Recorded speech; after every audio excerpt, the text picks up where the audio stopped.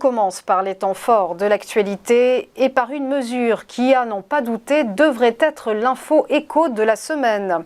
Vous le savez, voilà plus d'un mois que l'Union européenne discute d'un embargo sur le pétrole russe.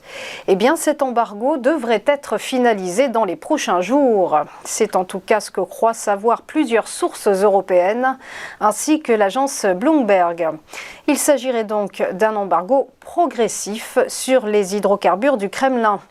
Le calendrier reste encore à définir, mais ce retrait de l'UE serait assorti de nouvelles mesures et d'une période transitoire. Concrétisation d'une volonté politique commune, afin bien entendu de sanctionner la Russie pour son invasion et la guerre en Ukraine. Cette proposition d'embargo doit être soumise aux 27 États membres par la Commission européenne. Reste encore à résoudre les cas particuliers de la Hongrie et la Slovaquie, et des pays enclavés et dépendants des oléoducs russes, car non reliés à un oléoduc européen. On poursuit sur le dossier énergétique avec Gazprom qui voit ses livraisons vers l'Europe chuter de 27%. Sont concernés les 4 premiers mois de l'année. Le géant gazier russe pâtit évidemment des sanctions à l'encontre de Moscou, mais dans le même temps, il bénéficie d'une Chine à la rescousse. 60% de commandes en plus par l'Empire du Milieu. La Chine, soutien de la Russie, offre ainsi une porte de sortie à Gazprom, aux prises, on l'a dit, avec les sanctions européennes.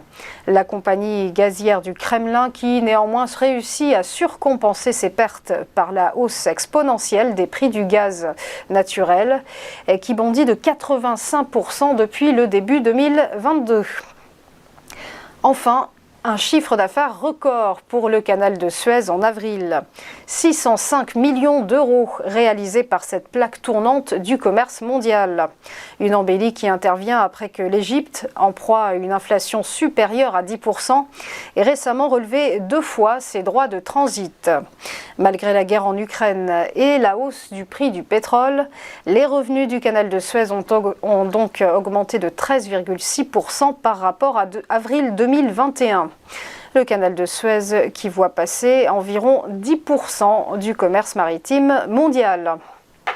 On passe au point bourse et petit rappel de la clôture des marchés financiers vendredi dernier. Le CAC 40 a terminé la semaine sur une petite hausse, plus 0,39%.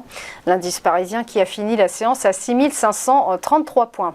À Francfort, un gain également pour le DAX qui a progressé de plus 0,84% à 14 097 points. Le FTSE londonien, quant à lui, était aligné sur ses homologues européens en gagnant plus 0,47%, tandis qu'à Milan, le MIB avançait de plus 0,82%.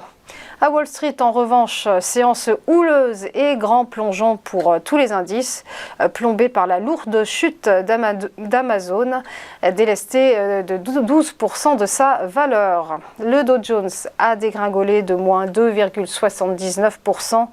Le S&P 500 s'est effondré de moins 3,63%. Et quant au Nasdaq Composite, il s'est contracté de moins 4,17%. Enfin, un mot du Nikkei ce matin, l'indice de Tokyo qui perd 0,11%. Voilà, restez avec nous, à tout de suite pour Chronoca qui est l'ouverture des cotations.